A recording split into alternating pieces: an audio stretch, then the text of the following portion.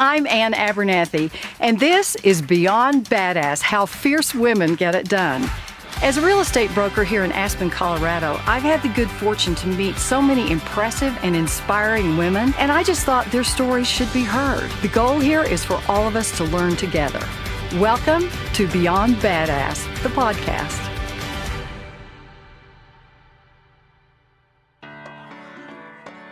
I've got a great guest today, but before we get to that, if you're thinking about selling your house and you want to be really badass about it, where do you begin?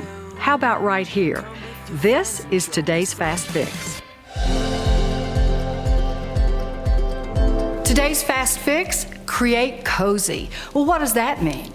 That means that you want people to walk in your home and have them linger. They want to feel like that is their home, and you want your home to just wrap its arms around them. So what do?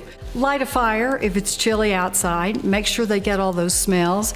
I like these little candles in every room. They're small. You can put them in every room and light them. They're not overwhelming, but make sure your broker blows them out when they leave. And then if you don't like the idea of a candle, how about a diffuser? These things are fantastic. They're either this size or you can get smaller ones, and it's just a little bit of fragrance as you walk through a house. I love these things. So the last thing I would suggest is that you get a little throw and put it across a great chair somewhere. Tell your broker to take those people in there and have them sit. You just really want them to snuggle up and feel really cozy in your house. And that's today's Fast Fix. So today is Beyond Badass Day, How Fierce Women Get It Done, and I'm so delighted to have my former neighbor and great friend Shawn Thomson here today. Shawn has created a business that she started when she was a single mom, recently divorced, was delivering travel tickets to someplace. We're going to hear all about her story, but she now has 31 offices across the country and does tons of work for major hotel brands and corporations around the world. So Beyond Badass today is Shawn Thomson, Hi, CEO. Ann. So Yes. glad you're here. The name of her company is RMC. You have to tell everybody what that means. That is Resorts, Mountains, and Cities. And how did that come about? I know you changed the name midstream. We right? did when we left the Rocky Mountains, because it used to be Rocky Mountain Connections, RMC. I see. And so one night I had two scotches and came up with RMC, Resorts, Mountains, Cities. So what does it mean? Tell me about what you're, in a nutshell, what do you do? We service all of the resort areas that we are located in, mountain areas, and cities. We're a destination management and special event company. What does the destination management part mean? So in other words, when a client, we only do corporate groups. We don't really do weddings or social. It's all corporations. And it's incentive business. So Exxon decides to come to Aspen. So they have their hotel, they have their air, they have all their people that they're rewarding or entertaining, and then they call us. So we manage the destination as soon as they land. All their transportation, restaurants, turn ballrooms into jungles, fly people to the top of a mountain, whatever the client wants is what we do. Hire name entertainers. And really creative force. Really creative force. And that's why do they keep coming back year after year? We have so many clients that I've had for over 30 years. So that's the beauty of it. And as we expanded, then we also had the opportunity to continue those relationships. They didn't have to just come back to Aspen. So if they were going, it started out with Vail, then Denver. Now we're in the Low Country. We're up in California. So wherever those clients go, we're able to service their needs. But 31 offices, Shawn. Destinations, yeah, 31 destinations. And how many employees? Well, right now, I mean, it's the midsummer. Right. We probably have payroll's probably over 250 right now. So it's a great thing. Business is back. Yes. After a rough year. After a rough year. And so what happened during COVID? How did you guys manage that? I think COVID managed us. But we lived through it, and it was a great time for everybody to sit back and look at what you were doing right and what you needed to improve upon. And so that actually allowed us time to stop. We go at 100 miles an hour in so many different directions. And so for me, it was a great learning experience to really sit back and figure out the last 30 years, what were we doing that was being done in the right manner, and where could we improve? And so it was a great time for us. I was very thankful for that. I wasn't thankful for COVID, but I'm very thankful for that time because you don't get that. You didn't have event after event because everything stopped. So everything stopped. Did you have to lay people off? We furloughed some people, but we've been back full staff for quite some time, and we've actually increased our staff by quite a bit. We actually opened new offices during COVID. I know people thought I was insane, but we did. We opened Santa Barbara in May of last year, just when COVID started, and we opened Big Sky. Now, how did you have the courage to do that? You just get up and you do it. You know, you can't be afraid. I knew it was the right thing, and because we had the time to look for the right people to be in the offices, that was a blessing. Right. Because a lot of times, you know, you're moving so quickly. So that it was a perfect time to do it. And it allowed us to really get in and learn the destination. I know you lived in Santa Barbara some. It's a lot to learn, and it's a beautiful place. So I was grateful that we opened in May. So during that time, I'm intrigued about the takeaways, because it's so rare that anybody in a business that's as high-powered and fast-moving, you've got a lot of moving parts. What were the takeaways of what you did well and what you decided you need to improve on? I think that we needed to improve upon the culture of our company and ensuring that the people that came to work for us shared that culture. Which is? How to have fun? No. It is how to have fun. to have fun. I think that we're a very open company. All of our people are very communicative. So I think we're all very creative, and I think we're all very much about taking the step unknown, right? We're going to try that. If this is possible, we're going to make it happen. And I think it's important to have those same types of people. You know, obviously I don't want all type A, but I do want that cultural link between us. And what were you doing well to start with that you knew? You said, well, okay, we've been doing great at this. I think we've been doing well with how we treat our own people within our company. Oh, I think we do really well with our clients within the luxury market. That's our success story. We're not a company that's out in Vegas doing 30,000 person meetings. That's not our niche. And I think COVID allowed us also to step back and look at what our niche is and to keep moving forward in that direction. And with those people, was there a shift from this high-end luxury clientele that you have in terms of what they wanted after COVID? Or did their needs change? Did their demands change? Did it get more robust?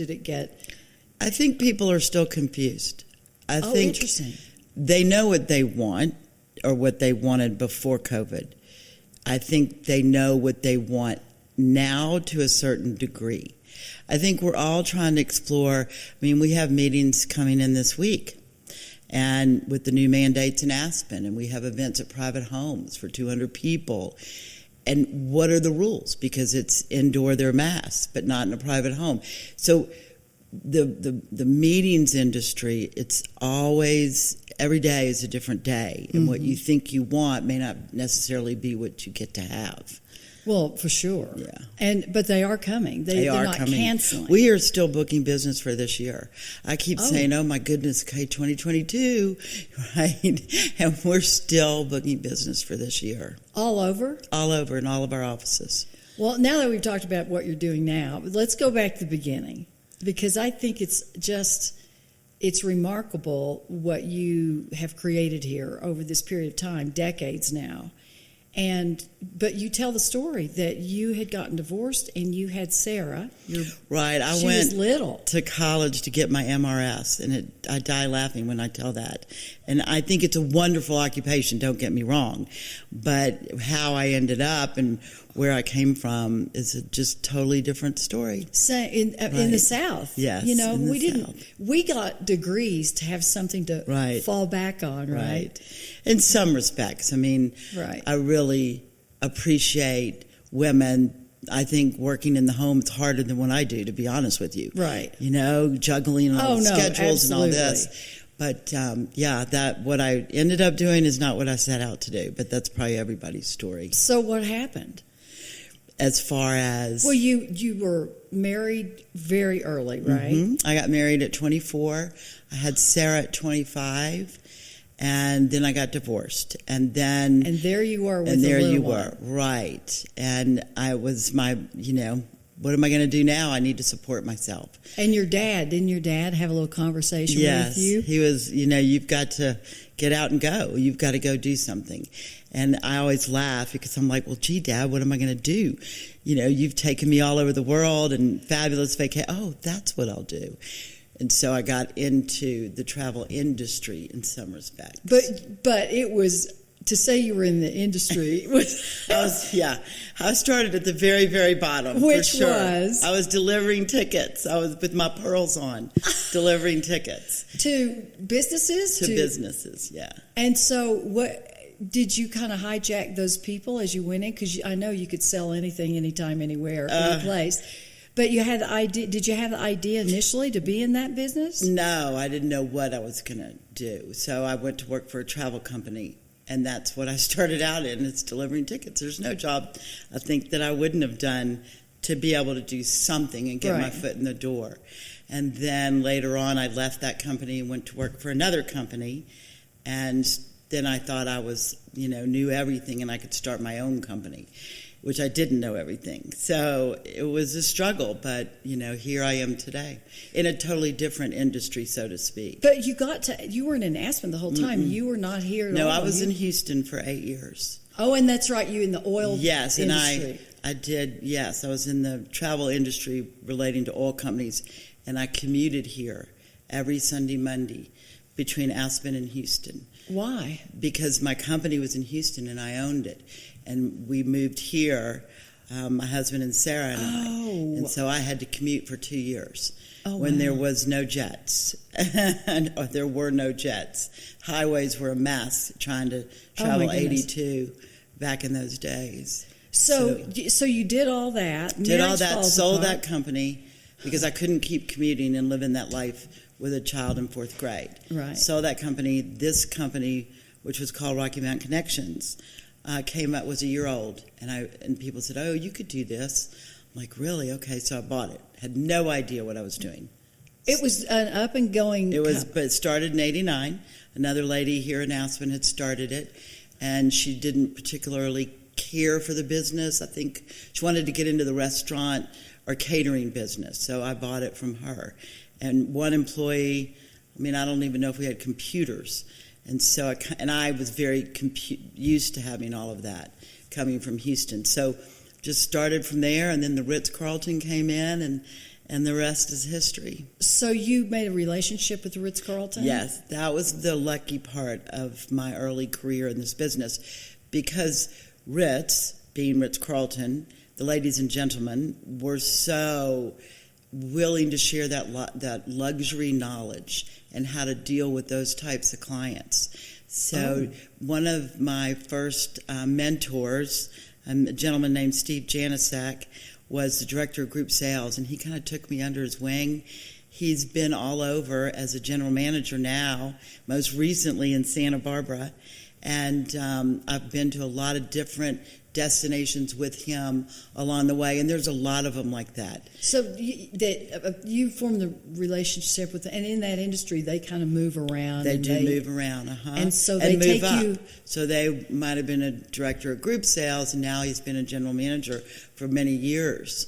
But in the hospitality business, everybody knows everybody, and it's a wonderful place to reside in with a career.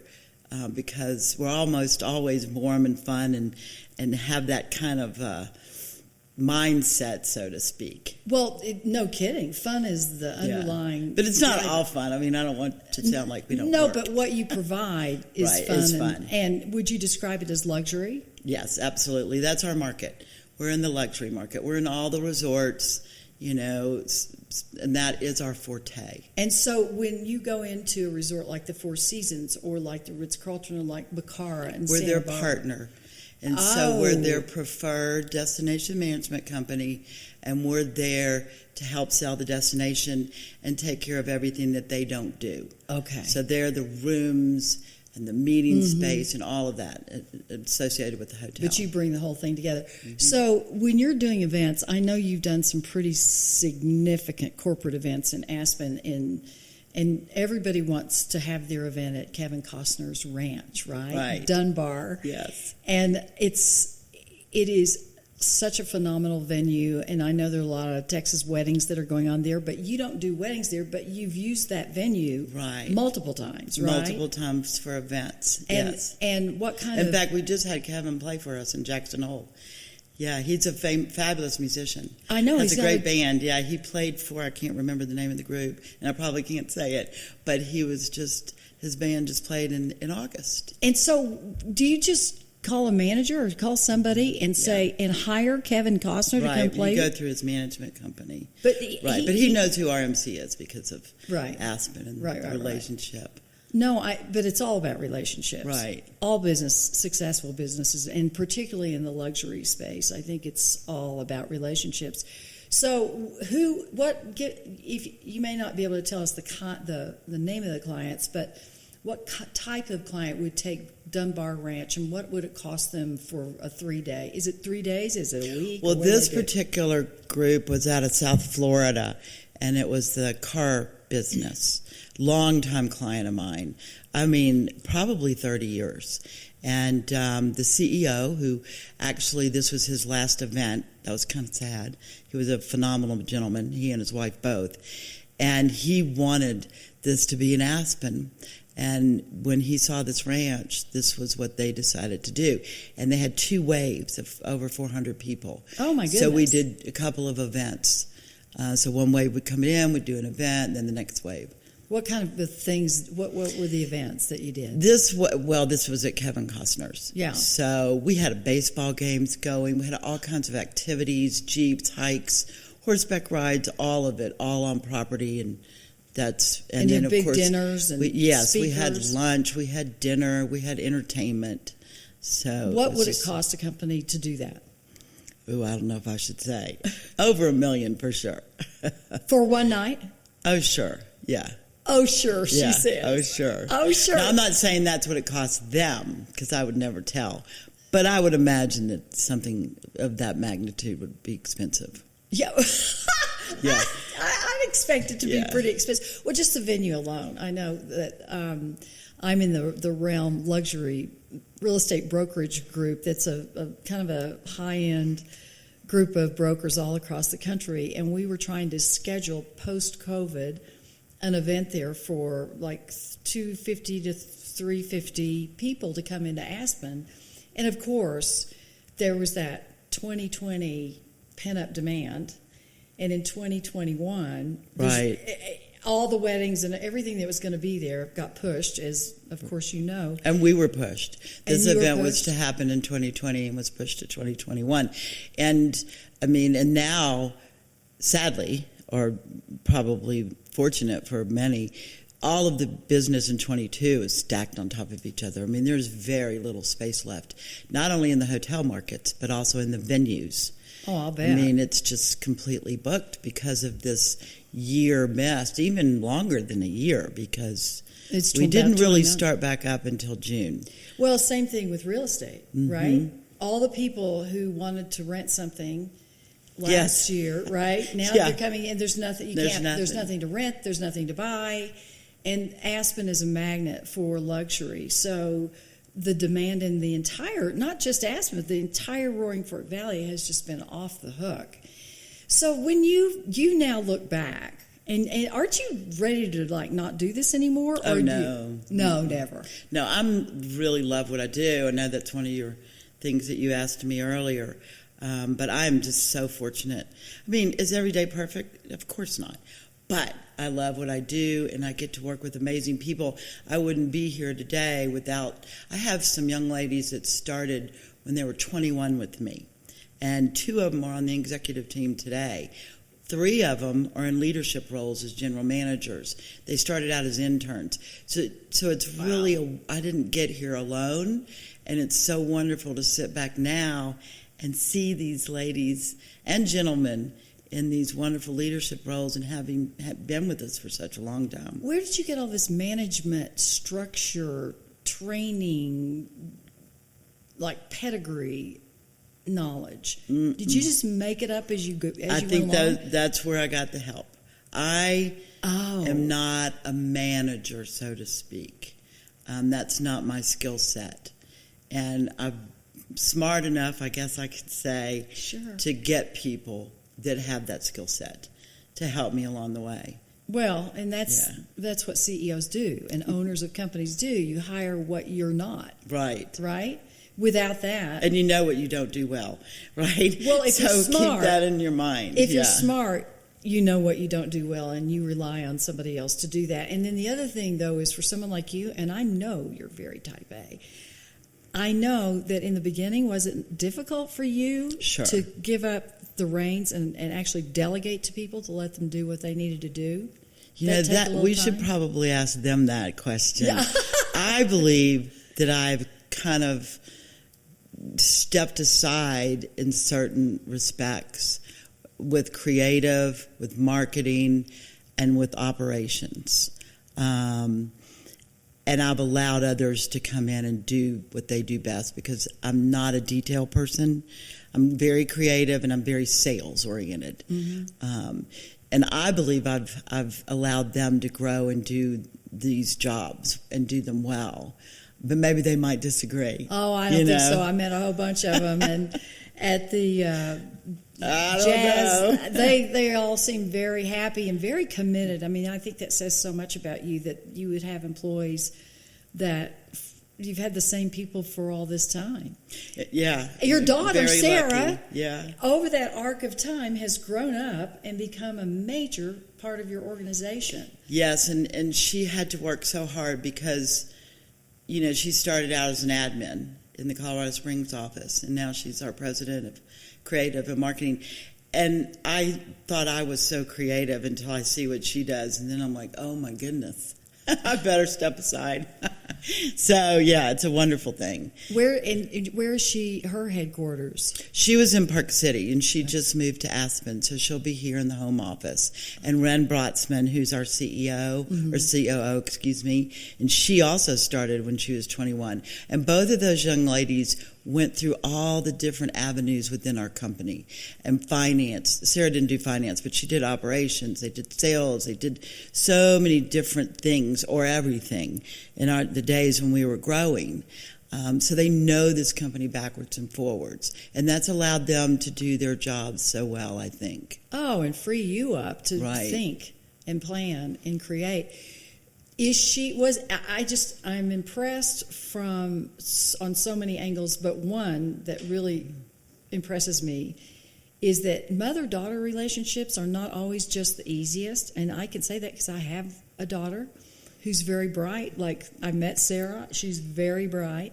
And how has that been? How is it? I mean, you're working together, not just mother-daughter. We have our moments, for sure. I think she is so much brighter than I am on how to read people, and she knows how to read me. And because of that, I think our relationship's a lot stronger and better because of her knowledge. I tend to be a little bit more of a bull in a china closet, so to speak, person. And she is more thoughtful and sits back. And I think that helps in our relationship, aside from the fact that we love each other so much. But you're very different. We're very different. Like night and day. Yeah, you really are. Yeah. You're very different. And she's very strong in her confidence level. I mean, I just think it's amazing that she's... And I have to say, Shawn, that really is a testament to your ability to let go, let her do, and as you say, get out of the way. Right. Because you recognized her talent. Yes. Yeah, and also Ren as well. She's almost like a daughter to me. They both started about the same time. Did they? Actually, Ren just celebrated her 20th year today with us. Today? Yeah, today. Oh, my gosh. So, and Sarah, I think, is at 16 or 17. So they were very young women. They are, So, and and they work. They must work well They together. work very well together, which is a blessing. well. I As can you, ride off into the sunset, right? you're not going to do that. There's not a chance you're going to do that. What would you do? I don't What, know. you're I'll not find gonna- something. You won't be on a plane every week going someplace. I know. What would you do with yourself? I just can't imagine. I think there's so much out there to do, but I don't know. I haven't gotten there yet. I'm not ready. I think you'll wake up one day and you'll know that you're ready to go and do something different, or maybe you're still involved but in a different way. That could be. And they may want to run me out. I keep always asking them, okay, when y'all are ready for me to leave, just tell me. Just tell me. I get it. So Wow, that's brave. no, it's truthful. You should always make sure that your teams are honest enough to tell you it's time. We need you to move on. And I would appreciate that honesty. Interesting. Because I wouldn't be afraid to tell them. So I don't want them to be afraid to tell me. Right. That's a good way to be. What's your challenge now in terms of the business moving it forward and pushing it to a different level? Our biggest challenge today, and I think it's probably most corporations, is people, finding the right people and keeping the right people. Right. You have to be very, I don't want to say clever, but you need to understand what keeps people working for an organization. Our human resources division is very busy these days. Just with new hires as we expand. My company kept most of its people on during this event, or if we didn't, they were furloughed for a pretty short time. Some of them didn't come back. Some people wanted to do a different lifestyle or career, which we totally respect. But we've had HR has just been very busy in trying to understand the needs of our people. And what, in your opinion, what is it that you have to create for them to stay? A great work-life balance. Oh. And this is something new for us to really focus on, and we are. And Ren and Sarah both are focused on this. How do you do that? I'm not sure. I don't know that I was ever successful at it, unfortunately. Yeah. And now, obviously, I could do it better, but that's what they believe is important to young people in their 40s, people in their 50s. We just hired a new president of sales who starts soon, and that's important for her too, is work-life balance. A lot of women. A lot of women. We do have several men in our organization. Our CFO just moved back to the South, and so he was one of our male chief executives, and so we're looking for a new CFO. But there are quite a few men and in leadership roles. What do you think the difference is between your generation and your attitude toward your work and, say, Sarah and Ren's generation, the next generation behind you? I don't know that there's a difference. I see them working, if not as hard or harder than I did, I think. Really? I believe, yes. And the next generation, I think they're more in tune with that work-life balance. I have quite a few people in their 40s, and I see the hours they put in. It's a lot. It's a lot. What about failure? Talk to me about failure. I love mistakes, and I don't look at it as a failure. I think that we have to make mistakes. We just have to, because it's the only way we can learn. And how much we learn, is imperative to being successful in life in all kinds of different ways. Well, tell me about that. What does that mean? What, the mistakes? Just the mistakes. You say you don't like failure. But Well, I don't think anybody likes failure, No. but we have to have that in order to move through life and through business. And so how do you create that sort of safe culture within the company and your relationships that people are allowed to fail? We have their back. You know, I mean, a lot of times no one knows so much about, like, say the band that was supposed to start at 6 is not there yet, you know, but they're on their way. So we adjust. So it's not really someone's fault. There was some issue. So there was a mistake in the timing, but we have to support our teams that maybe booked the wrong time for the band. And I'm not saying that happened. I'm just giving it as an example. Sure. There are going to be mistakes made in this business. You know, we are depending on so many other entities. Oh my gosh. You know, we're like the middleman, and we're trusting that the band will show up or Right. the vehicle will show up and at the right place. We've gone over and over, but things happen. And so you want to make sure that your salespeople, your operations people, you know, maybe someone in our creative division put a piece of decor in a room and it's 18 feet tall and the ballroom's 12, right? How are you going to support them? What are you going to do? And these things happen. Sure. So, Well, I mean, and that's when a lot of creativity comes out, right? Right. You have to work yes, around how do it. we saw off half of this?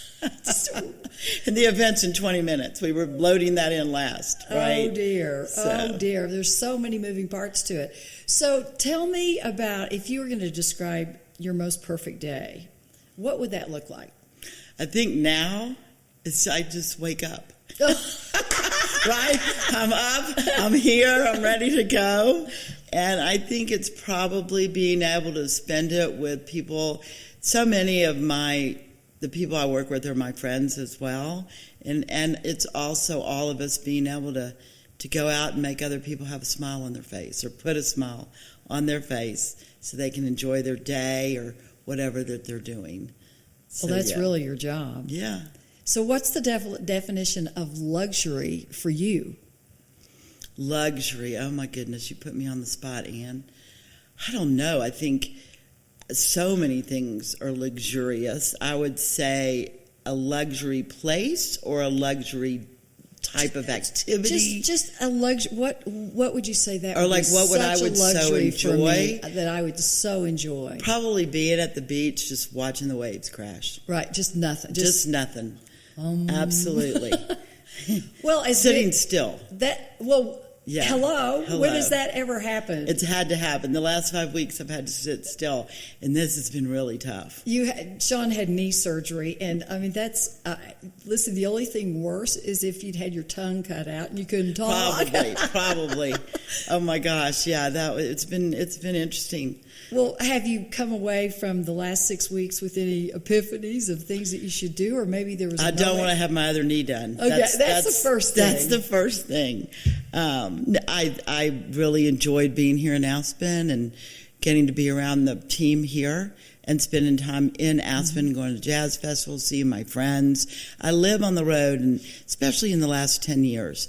And that's hard to keep up relationships when you are constantly moving. Yes. You know, I moved between here and Lake Charles, and I have a place down in Mexico that I get to spend some time at. But it's hard. You have to work at being a good friend. You do. Right? And No, when you're not around, it's hard. Well, So- and we're all so connected, but it's really interesting to me. I always talk about the paradox, or I think about this. It seems the more electronically, digitally, we become connected, really the more disconnected we become.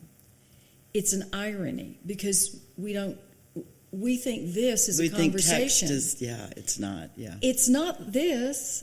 That's why we've worked really hard to try, in some cases we're going to have to do Zoom interviews on Beyond Badass because these Beyond Badass women like Shawn, I just happen to grab her and you're leaving town tomorrow, right? But they're not available. But there's just a different dynamic in my world, one-on-one. Oh, I see it too. And it makes me a little sad. I see it even in the industry. So everybody wants to do a Zoom meeting. It's hard. Luckily for us in our business, we have site inspections. So the clients will come to the area and we get to spend a couple of days with them, Right. which is so key. You get to learn about these people, learn about their companies, learn about what's going to work for them. Have they thought about this, and help guide them. and be there to support them. And you have that one-on-one people connection. So we're thankful in our business that we still have that. Well, but walking up the stairs, you just told me you just walked out of a pitch meeting. Right, that was Zoom. Yeah. And that was Zoom. Yeah. So, I'm over Zoom. No offense to Zoom, the company. It just gets old. I know. And now it's either Zoom or Microsoft Teams. I have Right. to give Microsoft Teams a plug because we use them. Right. So will you end up with the company that you pitched today? Will you go see them at Yes, some point? absolutely. Yeah, you got to do that, right? Yeah. They had several executives that were in different places, and so that's why we Zoomed. Well, that's the beauty Yeah. of Zoom. Mm-hmm. Have you thought about a favorite quote? I did, it's always been the same one for me. And I even looked at quotes online, and I'm like, it's still the same one. It's Well, the that's road your less quote. traveled. Oh, what is it? The road less traveled. There was a fork in the Of road, and I course. took the one less traveled. Yeah. So tell me how that relates to you. Because I think that I came out here, and bought a business, had no idea what I was doing, and I went different directions during the career. We had a really, the financial crisis in 2008 was a turning point for me intellectually in running this business. How is that? I made the decision that when everybody was closing or letting everybody go, and I did similar this time around, just a little bit differently, but I decided I was going to keep everybody on, full salary, full benefits, and we were going to be that company when it came back, the business came back, and people were ready for incentives and meetings, that we would be there and we would be ready. I knew it was going to be costly, and I knew I was taking a chance, but I believe you have to be brave in life, and you have to take chances to get certain places. And so when it turned, it was almost 2 years that it took. We had the people. We were ready to go, and we probably tripled in size from that decision. Oh, that one decision. That one decision. Keep your people, do the right thing. It's going to come to an end at some point, and when it does, you will be ready to go. That is a bold. I was also a lot younger then. But Shawn, think about it. That was a bold move, because that was a yeah. lot of money to A lot of money. We risk. lost a lot of money for that, but that's okay because, I knew it would come back. At least I thought I knew. Right? You asked me that question: what we don't know now, what we thought we knew then, which reminds me of that country song, right? What I didn't know then, but yes, I thought I knew it would come back. And I never have gone back to think more than 2 seconds about what if it hadn't. Because I think that if you feel things in your gut, second guessing it is probably, I've learned, the worst thing you can do. Yes, I'm a decisive person. When I make a decision, I'm going down that road. You're done. Yeah. You're I love to listen and to what people have to say, but if I feel it that strongly, I'm going to go that direction. Well, you need to run for president. Run for something, because it'd be great. There you go. There's my next career. Yeah, you know what? Reinvent I'll yourself. reinvent myself. By the way, I don't know. you're I way probably younger. have too many people in my life. I don't know. Well, I don't know about that, but I can tell you that being able to make decisions with that kind of commitment and courage, that's pretty amazing. Brené Brown always talks about, she talks about vulnerability and shame, but on the other hand, she says vulnerability is what you have to have courage. Do you feel that way? Absolutely, yeah. And I think, you have to have courage and you have to be brave. You're not always going to be right. You're going to make mistakes. Yahoo, make them. But learn from them. Come up with solutions to get down the path of life, in both personally and in business. I mean, you would think I would probably give up now, right? I mean, I'm in my 60s. I don't know. I have had a couple of marriages that didn't work out, but you can't. I can't. Yeah. No. I'm still ready to roll on the next time. But it's inspirational to you. I think it's intellectually stimulating for you to be in the game. Probably. Probably, yeah. My parents would probably agree with you.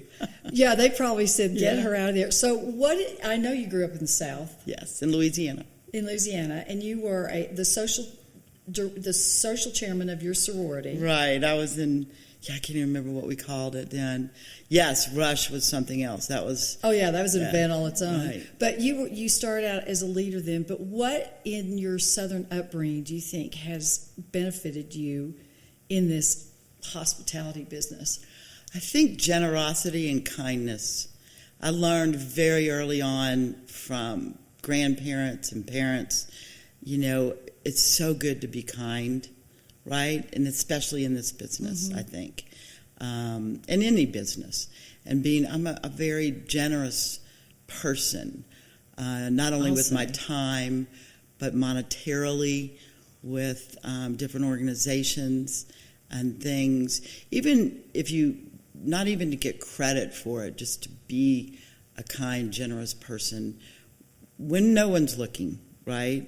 That type of. Well, I know, and you made a very generous offer to Challenge America for what was going to be a 9/11 event, Right. and had to get canceled because of COVID. But Challenge America supports veterans who've been in any part of the military, women included, and it's a pretty remarkable organization. And we're going to have this great golf tournament and a fundraiser with all these vets. And Shawn said, we need people from Vail, and I'm going to shuttle them over, and was, stepped up. You always do that. You've always stepped up. And that's, I know, in many CEOs' lives, that's an important aspect. To give back. I very much believe in giving back to the communities that we work in. It's imperative. We wouldn't be in business if it weren't for those Right. communities and the people that we support there, and so you have to give back. Well, you've done that all over the place. And what about those Southern manners? Doesn't it just go hand in hand with entertaining these I executives? hope so. Well, they certainly show. Thanks for doing this today. Sure. Out of a meeting with a very highbrow group of hotel people into right here in little Ann's loft. I appreciate it. And Well, thank I you. love knowing you, and I love what you've done. And you sure fit the mold of Beyond Badass. Shawn Thomson, everyone. Hey everybody, thanks for joining us today. If you haven't subscribed, please hit the subscribe button and also that little bell icon next to it. That way you'll get notifications when a new episode drops. And I'd love it if you'd follow me at Inside Aspen on Twitter and Instagram and Facebook, and then the website's InsideAspen.com. I'm Ann Abernethy. See you next time.